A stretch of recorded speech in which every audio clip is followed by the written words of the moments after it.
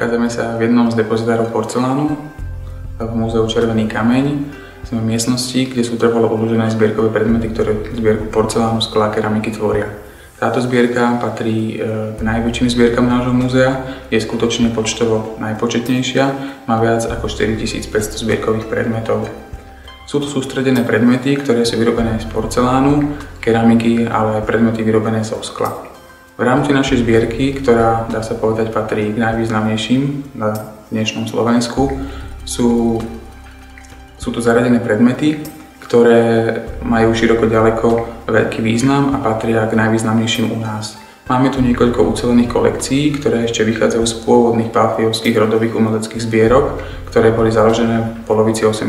storočia a tieto predmety tu zostali dodnes. Okrem iných sú to napríklad kolekcie horníckej fajansy z 18. storočia, talianske majoliky od 16. až po 19. storočie, španielské majoliky zo 17.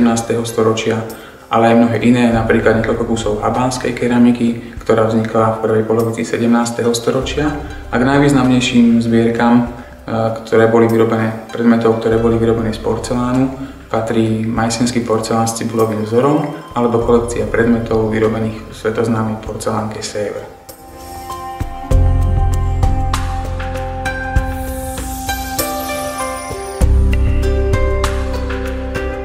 V červenokamenskej zbierke porcelánu sú významnou položkou aj predmety, ktoré boli vyrobené v Oriente, čínsky a japonský porcelán od 16. až po 20. storočie.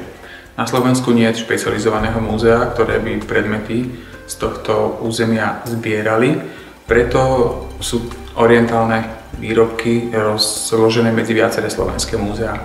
Najstaršia porcelánová miska, ktorá sa v našej zbierke nachádza, bola vyrobená v Oriente, pochádza z polovice 15. storočia.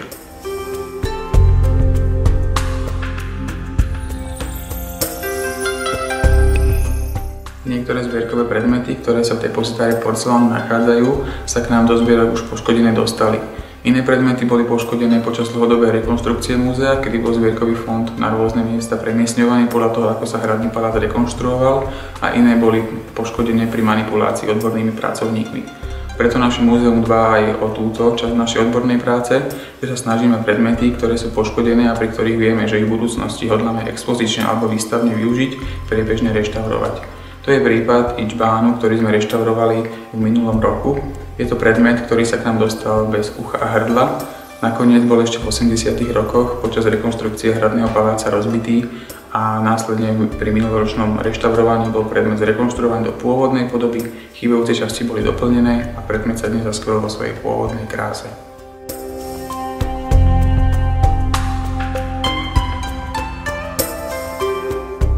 Po druhej svetovej vojne boli na náš hrad sústredené predmety, ktoré v minulosti tvorili zariadenie viacerých šľachtických sídiel na juhozápadnom Slovensku. A tieto predmety múzeum spravuje dodnes. Okrem týchto predmetov máme aj veľkú časť vecí, ktoré v minulosti vlastnila rodina Pálfiovcov, ktorá bola posledným vlastníkom tohoto hradu.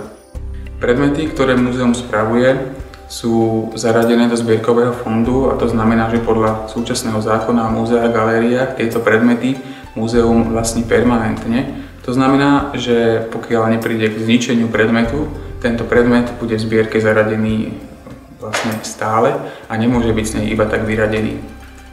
To je garanciou toho, že zbierkové predmety sú akýmsi prameňom našej minulosti a každý jeden predmet vlastne odkazuje na istú skutočnosť, ktorej bol v minulosti súčasťou. Bol teda súčasťou nejakého šľachtického sídla, patril nejakému konkrétnemu človeku a používal sa na istý účel.